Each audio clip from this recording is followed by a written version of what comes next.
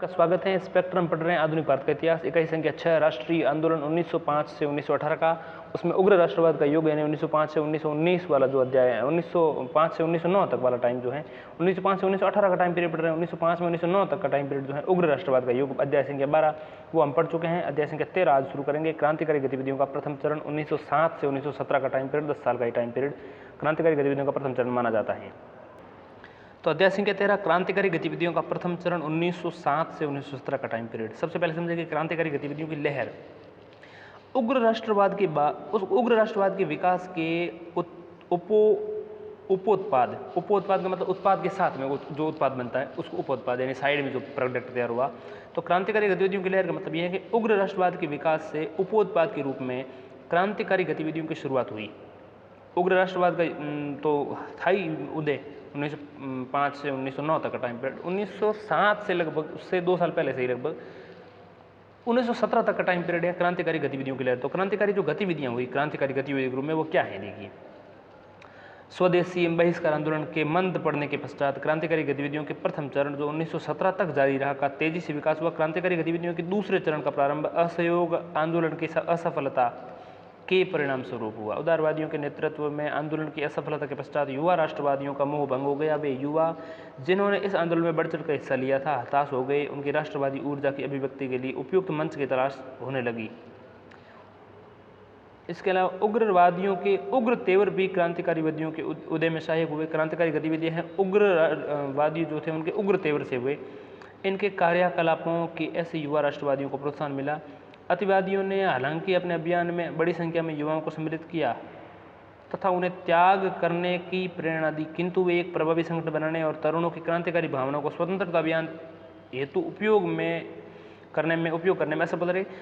अंततः युवाओं ने स्वतंत्रता प्राप्ति के सभी तत्कालीन साधनों को अनुपयुक्त पाया तथा निष्कर्ष निकाला कि यदि उपनिवेशी शासन को समाप्त करना है तो हिंसक तरीके अपनाने होंगे। उन्होंने यूरोपीय प्रशासकों की हत्या करना, उनके मनोबल को कम करना, प्रशासन को ठप्प करना, स्वतंत्रता के भारतीय और अंग्रेजी विरोधियों को समूल नष्ट करने का प्रयत्न किया। अपने उद्देश्यों की पूर्ति के लिए हत्या, डकैती, लूट इत्यादि सभी हिंसक गतिविधियों को अपना वैध माना।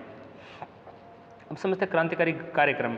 क्रांतिकारियों ने निर्णय लिया कि अंग्रेजी शासन को समाप्त करने के लिए सभी भारतीयों को हिंसक गतिविधियों में सहयोग करना चाहिए। इसके लिए एक राष्ट्रव्यापी हिंसक आंदोलन चलाया जाए, साम्राज्यवादियों और उनके समर्थकों का दमन किया जाए। क्रांतिकारियों ने रूसी निहिलिस्टों और आयरलैंड के क्रांतिकारियों से प्रेरणा ली। क्रांतिकारियों के कार्यक्रम में व्यक्तिगत तौर पर हिंसक कार्य करना, ब्रिटिश अधिकारियों और उनके समर्थकों और सहयोगियों की हत्या करना, डकैती डालकर क्रांतिकारी गतिविधियों के लिए धन एकत्र करना, सरकार विरोधी लोगों के सहयोग से सैनिक कार्रवाई करने जैसी गतिविधियां सम्मिलित थीं। क्रांतिकारी चाहते थे कि हिंसात्मक कार्यों के द्वारा शासकों को आतंकित किया जाए, भारतीयों के इस भय को दूर किया जाए कि अंग्रेजी शक्तिशाली एवं अजेय हैं। अंग्रेज शक्तिशाली अजेय नहीं है, इस भय को दूर करना था उनका मतलब ये है। इन्होंने राष्ट्रवादी भावना का प्रसार कर भारतीयों से उनके कार्यों में सहयोग देने की अपील की। युवाओं से इस कार्य के लिए आगे आने का आह्वान किया क्योंकि बड़ी संख्या में अंग्रेजों ने तरुणों का दमन किया था। अतिवादी भी अपने कार्यों से क्रांतिकारी गतिविधियों को रोकने में सफल नहीं हुए, उल्टे उन्होंने इसके उदय में अप्रत्यक्ष रूप से उत्प्रेरक की भूमिका निभाई। क्रांतिकारी वे प्रेरणा जिसे उदारवादी दल ने लोकप्रिय बनाया था। क्रांतिकारी वे प्रेरणा जिसे उदारवादी दल ने लोकप्रिय बनाया था तथा धीमे प्रभाव की नीति जिसे उग्रवादियों ने अपनाया था, दोनों में विश्वास नहीं रखते थे। क्रांतिकारियों को मानना था कि साम्राज्यवादी शासन भारत की आर्थिक और राजनीतिक स्वतंत्रता, संस्कृति, सभ्यता एवं नैतिक मूल्यों इत्यादि को विनष्ट कर देगा। इन क्रांतिकारियों का एकमात्र उद्देश्य भारत मातृभूमि के विदेशी दासता से मुक्ति करना था। अब क्रांतिकारी गतिविधियों का अवलोकन करेंगे हम। प्रथम विश्व युद्ध के पश्चात भारत एवं विदेशियों में क्रांतिकारियों द्वारा किए गए विभिन्न कार्यों को निम्न परिप्रेक्ष्य में देखा जा सकता है। सबसे पहले बंगाल को देखते हैं। बंगाल में क्रांतिकारी आंदोलन का सूत्रपात भद्रलोक समाज से हुआ। बंगाल में भद्रलोक समाज ने सूत्रपात किया। 1870 तक कलकत्ता में छात्रों द्वारा अनेक गुप्त समितियों का गठन किया जा चुका था, किंतु ये समितियां ज़्यादा सक्रिय नहीं हो सकीं। बंगाल में क्रांतिकारियों का प्रथम गुप्त संगठन अनुशीलन समिति था, जिसका गठन 1902 में किया गया। मिदनापुर में ज्ञानेंद्र नाथ बसु ने इसकी स्थापना की।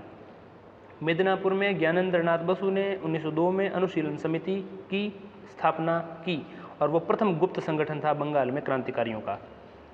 जबकि कलकत्ता में गठन पी मित्रा ने इसी समिति का, अनुशीलन समिति का कलकत्ता में गठन पी मित्रा ने किया। कलकत्ता की अनुशीलन समिति में जतीन्द्र नाथ बनर्जी एवं बारिंद्र कुमार घोष जैसे क्रांतिकारी प्रसिद्ध सदस्य इसके बने। किंतु अनुशीलन समिति की गतिविधियां अपने अनुयायियों को शारीरिक एवं नैतिक प्रशिक्षण देने तक ही सीमित रहीं। 1908 तक आते आते ये लगभग निष्क्रिय हो गई। 1902 में गठित हुई, 1908 तक खत्म हो गई। अप्रैल 1906 में अनुशीलन समिति के 2 सदस्यों बारिंद्र कुमार घोष और भूपेंद्र नाथ दत्ता ने युगांतर नामक साप्ताहिक पत्र का प्रकाशन प्रारंभ किया। युगांतर 1906 में बारिंद्र कुमार घोष ने और भूपेंद्र नाथ दत्ता ने युगांतर अखबार, अप्रैल 1906 में। इस समय अनुशीलन समिति के सदस्यों ने कुछ क्रांतिकारी गतिविधियां भी संपन्न की। 1905 से 1906 तक युगांतर के अतिरिक्त अन्य पत्र पत्रिकाओं में भी क्रांतिकारी विचारों के प्रसार में महत्वपूर्ण भूमिका निभाई, जिसमें संध्या का नाम प्रमुख है, युगांतर और संध्या। किंतु बंगाल में क्रांतिकारी विचारधारा के प्रचार प्रसार में सबसे प्रमुख कार्य युगांतर ने ही किया बंगाल में। उदाहरणार्थ बरिशाल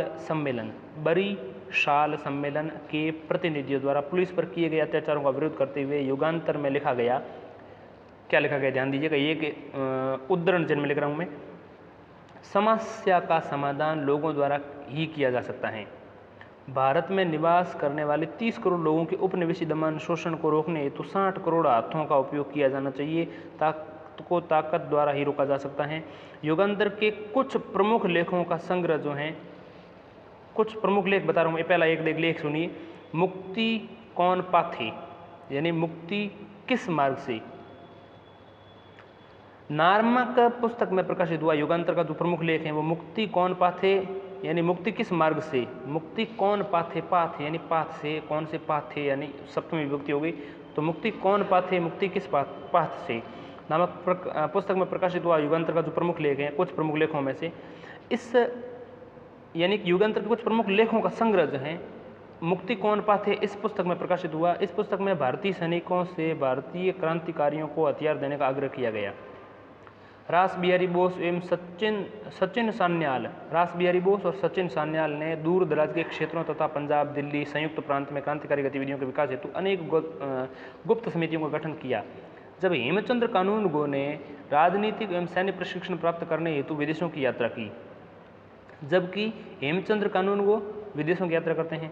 1907 में युगांतर जो था, युगांतर समूह के जो युगांतर समूह थे उन सदस्यों ने पूर्वी बंगाल में भूतपूर्व अलोकप्रिय लेफ्टिनेंट गवर्नर फुलर, जो 16 अक्टूबर 1905 से 20 अगस्त 1906 तक, 1905 से 1906 तक, अक्टूबर से अगस्त तक, अक्टूबर 1905 से अगस्त 1906 तक पूर्वी बंगाल और असम के लेफ्टिनेंट गवर्नर रहे। कौन? गवर्नर फुलर पूर्वी बंगाल के और असम के लेफ्टिनेंट गवर्नर जनरल रहे थे 1905 से 1906 के बीच। ठीक, तो 1907 में उस युगांतर समूह ने, उस सदस्यों ने पूर्वी बंगाल के जो भूतपूर्व अलोकप्रिय लेफ्टिनेंट गवर्नर फुलर थे, जो बंगाल और असम के लेफ्टिनेंट, उनकी हत्या का असफल प्रयास किया। उस युगांतर समूह ने, उस सदस्यों ने पूर्वी बंगाल के जो भूतपूर्व अलोकप्रिय लेफ्टिनेंट गवर्नर फुलर थे उनकी हत्या का प्रयास किया, उनकी हत्या का असफल प्रयास किया। 1905 से 6 तक जो असम और पूर्वी बंगाल के लेफ्टिनेंट गवर्नर थे। दिसंबर 1907 में रेल की पटरी उड़ाने का प्रयास किया, जिसमें लेफ्टिनेंट गवर्नर एंड्रयू फेजर यात्रा कर रहे थे। 1908 में मुजफ्फरपुर जिले के न्यायाधीश किंग्सफोर्ड की हत्या करने के उद्देश्य से खुदीराम बोस और प्रफुल्ल चाकी ने उनकी गाड़ी पर बम फेंका। मुख्य प्रेसिडेंसी दंड नायक के रूप में किंग्सफोर्ड ने युवकों को छोटे छोटे अपराधों के लिए बड़ी बड़ी सजाएं दी थी, लेकिन गलती से बम श्री कैनेडी की गाड़ी पर लग गया, जिससे 2 महिलाएं मारी गईं। इसके पश्चात प्रफुल्ल चाकी और खुदीराम बोस पकड़े गए। प्रफुल्ल चाकी ने आत्महत्या कर ली और खुदीराम बोस पर मुकदमा चलाकर उन्हें फांसी दी गई। सरकार ने मानिक टोला उद्यान एवं कलकत्ता में अवैध हथियारों की तलाशी के लिए अनेक स्थान पर छापे मारे। 34 व्यक्तियों को बंदी बनाया गया। इनमें दो जो हैं घोष बंधु, अरविंद और बरिंद्र घोष थे। अरविंद घोष और बरिंद्र घोष ऐसे पकड़े गए। इन पर अलीपुर षड्यंत्र कांड का अभियोग चलाया गया। मुकदमे के दिनों में पुलिस डिप्टी सुपरिटेंडेंट और सरकारी प्रोसिक्यूटर सरकारी प्रोसिक्यूटर और पुलिस डिप्टी सुपरिटेंडेंट और सरकार गवाह नरेंद्र गोसाई की हत्या कर दी गई। नरेंद्र गोसाई की जेल में हत्या की गई। 1908 में पुलिस डिप्टी सुपरिटेंडेंट को कलकत्ता हाई कोर्ट में गोली मार दी गई थी 1908 में। 1909 में कलकत्ता में सरकारी प्रोसिक्यूटर की हत्या कर दी गई। पुलीन दास के नेतृत्व में ढाका अनुशीलन समिति के सदस्यों ने 12 में डकैती डाली। तत्कालीन अनेक समाचार पत्रों पत्रिकाओं में क्रांतिकारियों की इन गतिविधियों की मुक्त कंठा से प्रशंसा की गई। बंगाल में संध्या एवं युगांतर और महाराष्ट्र में काल में क्रांतिकारियों के कार्यों को सही बताते हुए उनके समर्थन में अनेक लेख लिखे गए।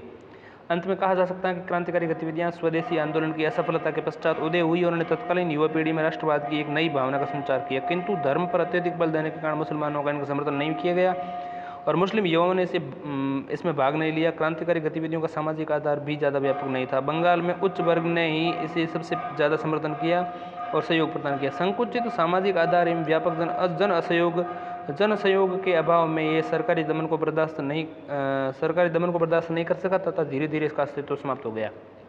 बंगाल में तो खत्म हो गई। बात करते हैं महाराष्ट्र की। 1918 की विद्रोह समिति की रिपोर्ट के अनुसार भारत में क्रांतिकारी गतिविधियों का प्रारंभ सर्वप्रथम महाराष्ट्र में ही हुआ। 1918 की जो विद्रोह समिति की रिपोर्ट है उसके अनुसार सबसे पहले क्रांतिकारी गतिविधियां महाराष्ट्र में ही हुई। यहाँ क्रांतिकारी गतिविधियों का शुभारंभ वासुदेव बलवंत फड़के के रामोसी कृषक दल ने 1879 में किया और ये 1879 में रामोसी कृषक दल ने किया। वासुदेव बलवंत फड़के के एक रामोसी कृषक दल था, उसने किया 1879 में और 1819 में सबसे पहले ये हुआ, ऐसा 1918 की विद्रोह समिति की रिपोर्ट बताती है। इस दल ने सशस्त्र विद्रोह के जरिए देश से अंग्रेजों को खदेड़ने की योजना बनाई। अपने उद्देश्य की पूर्ति के लिए उन्होंने संचार लाइनों को नष्ट करना, संचार सेवाओं को ठप करने का प्रयास किया। इन्होंने क्रांतिकारी गतिविधियों हेतु धन एकत्रित करने के लिए अनेक स्थानों पर डकैतियां डाली, किंतु 1890 में इसके पूर्ण विकास से पहले ही सरकार ने बर्बरतापूर्वक इनका दमन कर दिया। बाल गंगाधर तिलक ने महाराष्ट्र के लोगों में स्वराज्य के प्रति प्यार, अंग्रेज विरोधी भावना को जगाने के लिए गणपति त्योहार, शिवाजी त्योहार मनाया। समाचार पत्रों मराठा और केसरी में अनेक लेख लिखे। तिलक ने 2 शिष्यों दामोदर चापेकर और बालकृष्ण चापेकर, तिलक के 2 शिष्य थे दामोदर चापेकर और बालकृष्ण चापेकर ने 1897 में पूना में प्लेग समिति के प्रधान श्री रैंड एवं लेफ्टिनेंट एयर्स्ट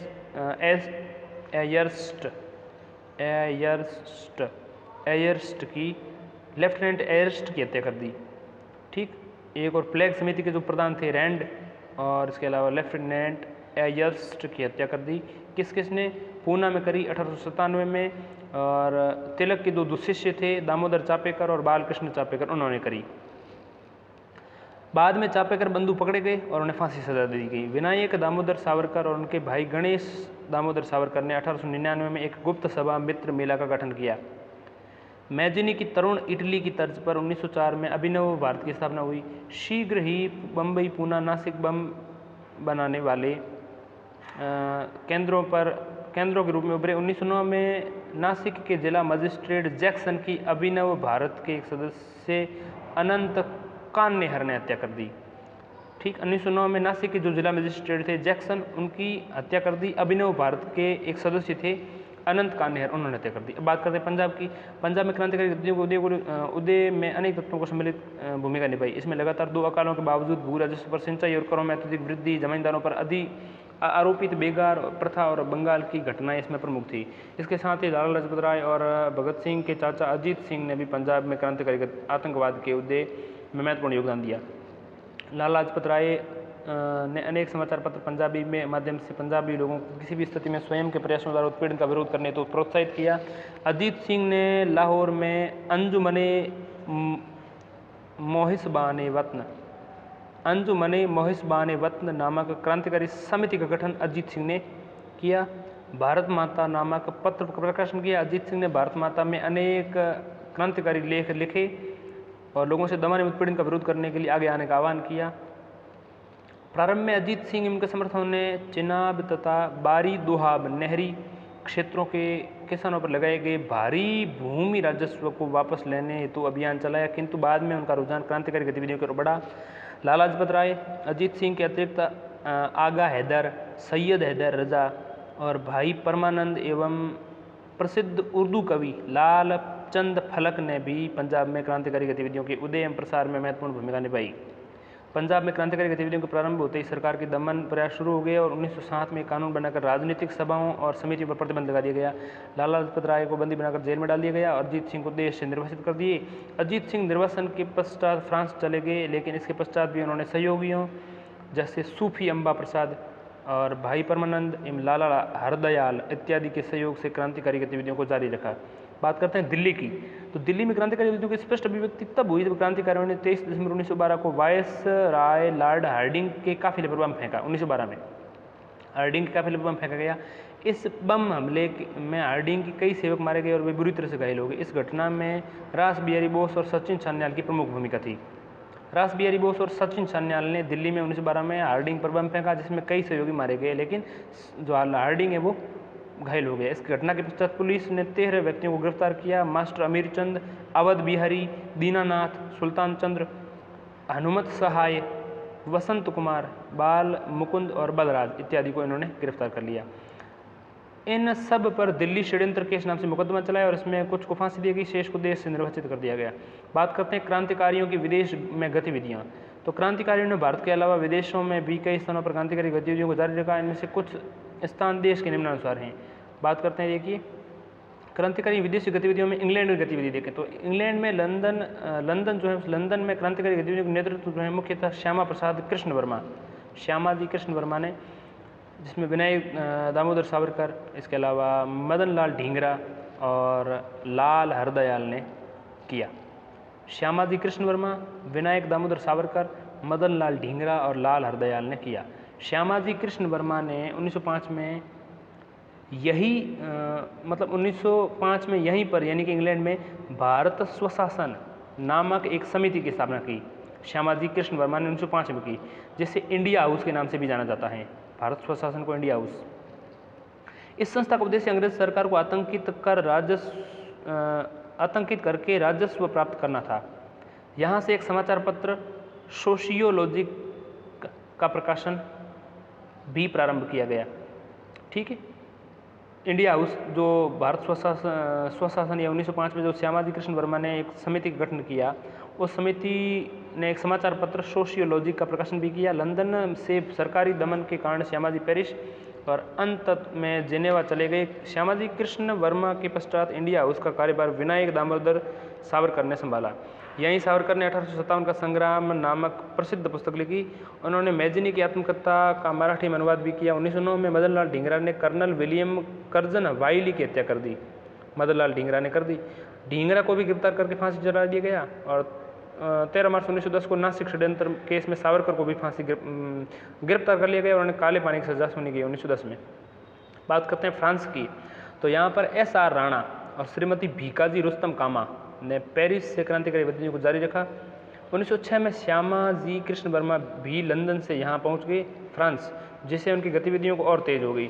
उन्होंने वंदे मातरम नामक समाचार पत्र निकालने का प्रयास किया। यहाँ SR राणा ने भारतीय छात्रों हेतु छात्रवृत्तियाँ प्रारंभ की, लेकिन प्रथम विश्व युद्ध के समय फ्रांस से इंग्लैंड में मित्रता हो जाने के कारण क्रांतिकारी गतिविधियाँ धीमी पड़ गई। बात करते हैं अमेरिका और कनाडा की। संयुक्त राज्य अमेरिका और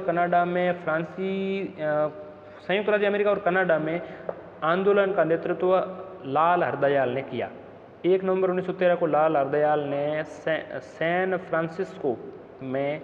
फ्रांसिस्को वहाँ पर गदर पार्टी की स्थापना की। लाला हरदयाल ने विश्व के अनेक भागों में इसकी शाखाएं खोली गई। गदर दल जो है, गदर पार्टी जो है, उसने 1857 के विद्रोह की स्मृति में गदर नामक साप्ताहिक पत्रिका का प्रकाशन भी किया। बात करते हैं जर्मनी की, तो जर्मनी प्रथम विश्व युद्ध के प्रारंभ होने पर इंग्लैंड एवं जर्मनी के संबंध तनावपूर्ण हो गए। फलतः क्रांतिकारियों ने जर्मनी को अपनी गतिविधियों का केंद्र बना लिया। लाला हरदयाल और उसके साथी अमेरिका से जर्मनी आ गए। वीरेंद्रनाथ चट्टोपाध्याय ने बर्लिन को अपनी गतिविधियों का प्रमुख केंद्र बना लिया। बात करते हैं गदर आंदोलन की, तो गदर आंदोलन क्या है, उसके पश्चात यहाँ पर काफ़ी कुछ पढ़ना है, लेकिन अभी इसको पूरा नहीं पढ़ पाएंगे, तो बाद में पढ़ेंगे। धन्यवाद।